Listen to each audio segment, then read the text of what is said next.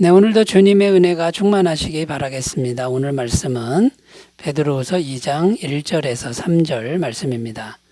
그러나 백성 가운데 또한 거짓 선지자들이 일어났었나니 이와 같이 너희 중에도 거짓 선생들이 있으리라. 그들은 멸망하게 할 이단을 가만히 끌어들여 자기들을 사신 줄을 부인하고 임박한 멸망을 스스로 취하는 자들이라. 여럿이 그들의 호색하는 것을 따르리니 이로 말미암아 진리의 도가 비방을 받을 것이요 그들이 탐심으로써 지어낸 말을 가지고 너희로 이득을 삼으니 그들의 심판은 옛적부터 지체하지 아니하며 그들의 멸망은 잠들지 아니하느니라. 아멘. 베드로후서의 기록 목적은 이단들의 정체를 드러내는 것이라고 말씀드렸습니다. 자, 그런데 이단들은 크게 두 가지 특성이 있다는 것입니다. 하나는 타락한 삶을 조장한다라는 것이고요. 또 다른 하나는 재림신앙, 예수님의 다시 오심, 재림신앙을 부인한다라는 특징이 있다고 말씀을 드렸죠. 이 두 가지 특성을 고발하기 위해서 베드로 사도는 2장에서는 이단들의 타락한 삶을 폭로하고 있고요. 그리고 3장에서는 예수님의 재림신앙에 대한 것을 다루고 있습니다. 오늘 말씀부터는 베드로후서 2장 말씀을 가지고 함께 은혜를 나누겠는데요. 오늘 말씀의 주제는 이단들의 특징이 어떤 특징이 있는가라는 것입니다. 그래서 이단들의 특징을 우리가 잘 살펴보면서 잘 분별하는 그런 은혜가 있으셨으면 좋겠습니다. 자, 첫 번째 이단들의 특징 첫 번째는요.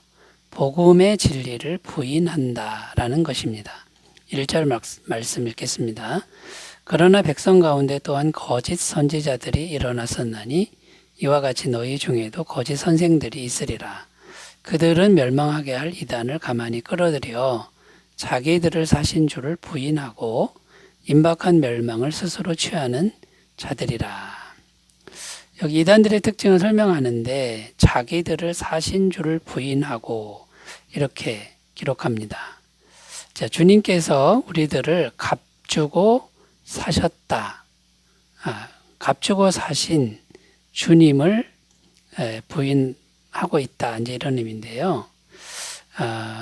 그래서 복음은 예수님을 믿고 그 값을 주고 사셨다. 그 십자가의 피 흘리심을 의미하는 건데요.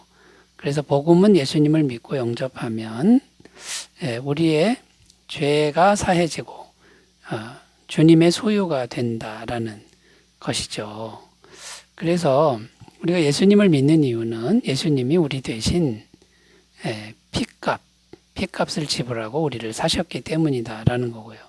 예수님을 믿기만 하면 우리가 이제 구원받는 길이 열리는 것이죠. 그런데 이단들은 이 진리를 부인한다라는 것입니다. 자, 이런 진리, 예수님이 십자가에서 피 흘리셔서 피값을 주고 완벽하게 우리를 사셨다라는 이 진리를 부인하는 게 이단인데 이단들의 특징이 크게 두 종류가 있었다는 것입니다. 하나는 율법주의고 또 다른 하나는 영지주의라는 그 이단의 흐름이 있었다라는 것이죠. 먼저 율법주의가 어떤 것인지 살펴보면요. 율법주의는 예수님을 믿음으로 구원받는 것이 아니라 인간의 행위로 구원받는다라고 하는 가르침입니다. 이게 무엇이 문제가 되는 것이냐면요. 인간의 행위로 구원이 가능하다 그러면요. 예수님의 십자가는 필요가 없어집니다. 인간의 힘으로 구원을 받지 못해야만 예수님의 십자가 피 흘리심이 의미가 있는 것이죠. 그리고 실제로 우리 인간의 행위로 노력으로 구원을 받지 못하기 때문에 예수님이 십자가에 피 흘려 죽으시는 이제 그 길을 선택하셔야만 했다라는 것입니다. 그래서 이 율법주의자들은요, 예수님의 십자가를 반드시 필요로 하지 않습니다. 그래서 우리를 값주고 사신 주님을 부인하게 되는 결과가 된다라는 것이죠. 그래서 이 율법주의는 이단이 되는 겁니다. 우리가 아무리 선행을 하고 대단한 공로를 세워도 그것이 구원의 조건이 될 수 없습니다. 왜냐하면 그 선한 행위가 완벽하게 선한 행위가 될 수 없기 때문에 구원을 못 받는 것이죠. 근데 예수님의 십자가 보혈의 은총은요, 완벽한 죄사함이 되기 때문에 믿기만 하면 믿는 방법을 통해서 이제 구원이 된다라는 것입니다. 자, 또 하나의 흐름은 영지주의인데요. 이 영지주의도 이제 이단이 됩니다. 그 영지주의라는 게 뭐냐면 영은 선하고 육체는 악하다라고 하는 이원론적인 사상입니다. 자, 구원이라고 하는 것도 영만 구원을 받지 육체는 구원을 못 받는다. 이렇게 가르치는 것이 영지주의인데요. 기독교하고는 다르죠. 기독교는 영혼, 육이 다 같이 구원을 받는 것이 바로 우리가 믿는 복음이고 기독교라는 것입니다. 자, 그런데 영지주의에서의 이 구원은요, 영만 구원이니까 육체는 악하고, 그러니까 영이 육체로부터 분리되는 것, 멀어지는 게 이게 구원이라는 것입니다. 그래서 영지주의는 크게 두 가지 극단으로 나뉘는데, 하나는 금욕주의고 다른 하나는 쾌락주의입니다. 자, 금욕주의는요, 육체를 심하게 억압하는 겁니다. 고통스럽게 하는 걸 통해서 육체를 억압하고, 그래서 영만 살도록 하는 이런 흐름이 이제 금욕주의고, 쾌락주의는요, 영만 구원이니까 육체는 아무렇게나 해도 괜찮다라고 하는 게 바로 이제 쾌락주의가 되는 것이죠. 자, 복음의 진리는 뭐냐면 영혼, 육이 다 거룩해야 됩니다. 그리고 영도 구원이고 혼도 구원이고 육체도 구원이니까 육체도 건강하게 평안하게 잘 관리를 해야 되는 것이죠. 그래서 이 영지주의는 기독교 진리와 다른 것이고 이단이 이제 되는 것이죠. 그래서 여러분, 이렇게 이단들의 특징은 잘 보면 그럴듯하지만 복음의 진리와 완전히 다르다라는 거고요. 이 복음의 진리를 부인할 수밖에 없는 길로 이제 간다라는 것입니다. 하나님께 우리가 기도해서 이것을 잘 분별하는 지혜를 늘 구하셨으면 좋겠습니다. 자, 두 번째 이단들의 특징 두 번째는요, 성적인 타락을 조장한다 이렇게 말씀합니다. 2절입니다. 여럿이 그들의 호색하는 것을 따르리니 이로 말미암아 진리의 도가 비방을 받을 것이요. 여기 호색하는 걸 따른다 이렇게 되어 있는데, 호색은 색을 좋아한다, 곧 음란한 행실, 음란을 좋아한다, 이제 이런 뜻이 됩니다. 거짓 선지자들의 특징은 음란한 생활을 좋아하는 특징이 있습니다. 아마도 영지주의자들 중에 쾌락주의자들이 이때 당시에 활동을 했었던 것으로 보입니다. 그러니까 영만 구원이니까 육체는 아무렇게나 굴려도 괜찮다라고 하는 이런 잘못된 가르침 때문에 성적으로 즐겨라 그래도 괜찮다라고 하는 그런 흐름들이 이제 교회 내에도 있었다라는 것이죠. 자, 이런 가르침이 교회에 있었다면 교회가 어떻게 되었을까요? 이제 교회 내에 부도덕한 일, 타락한 일들이 생겼을 것이라는 겁니다. 가정이 무너지고 인간관계가 깨지는 일들이 아마도 많았을 것입니다. 또 영적으로 우리가 생각해 보면요, 음란의 영이 교회 내에 이제 들어오게 되었다라는 것이죠. 이 음란의 영은 마귀의 영입니다. 성령님이 아닌 것이죠. 그 음란의 영이 들어오니까 하나님의 진노의 대상이 되는 것이죠. 소돔과 고모라가 멸망할 때 성적으로 엄청나게 타락해서 멸망한 것으로 성경은 이제 기록합니다. 그 음란의 영이 들어오니까 하나님의 성령께서 진노하시고 심판을 이제 내리신 것이죠. 성경은 분명히 증언하는데 하나님의 뜻은요, 성적으로 거룩한 것이다라고 분명히 선포하고 있습니다.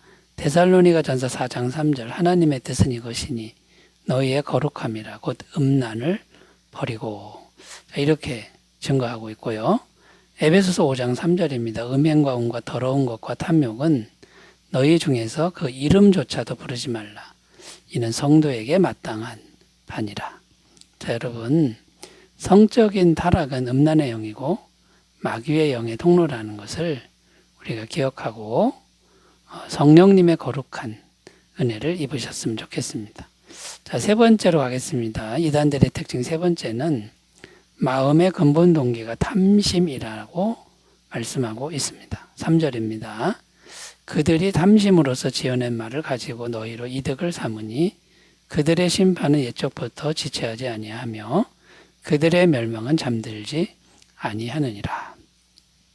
자, 여기 보면 탐심이라는 단어가 나오고요. 이 탐심이라는 의미는 뭐냐면 돈에 대한 부정스러운 갈망, 이렇게 해석할 수 있습니다. 그러니까 탐심이 있는 사람은 사람을 대할 때 가장 중요하게 보는 게 이 사람이 얼마나 이득이 되는가, 돈이 되는가, 이제 이것에다가 목적을 이제 두는 것이죠. 그러니까 사람을 대하는데 얼마나 이익이 되는지 여기에 목적을 두면 어떤 일이 생길까요? 첫 번째는 이익을 위해서 사기치는 일이 서슴없이 벌어진다라는 겁니다. 거짓말을 서슴없이 하게 되죠.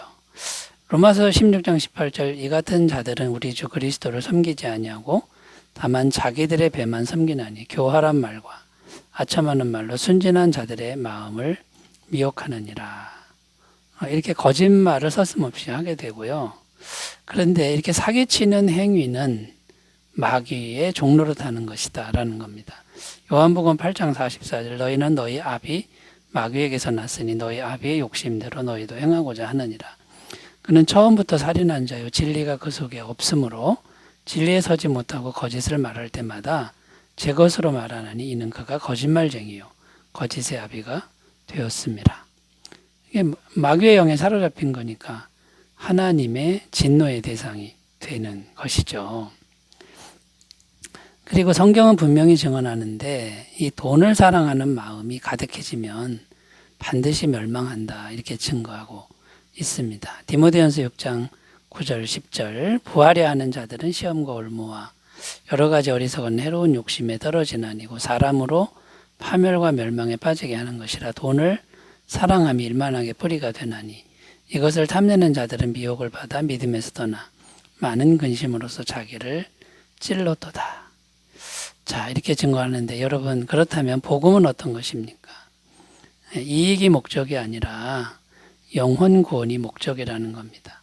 한 영혼이 예수님 믿고 구원받으면 이제 그것으로 기뻐하는 그런 마음. 여러분 이런 마음 잘 가지셨으면 좋겠고요. 거짓 선지자들을 잘 분별하시는 은혜가 있으시기 바라겠습니다. 기도합니다. 하나님 아버지 참과 거짓을 잘 분별하게 하옵소서. 예수님의 이름으로 기도드립니다. 아멘. 주님과 동행하시는 복된 날 되시기 바라겠습니다. 감사합니다.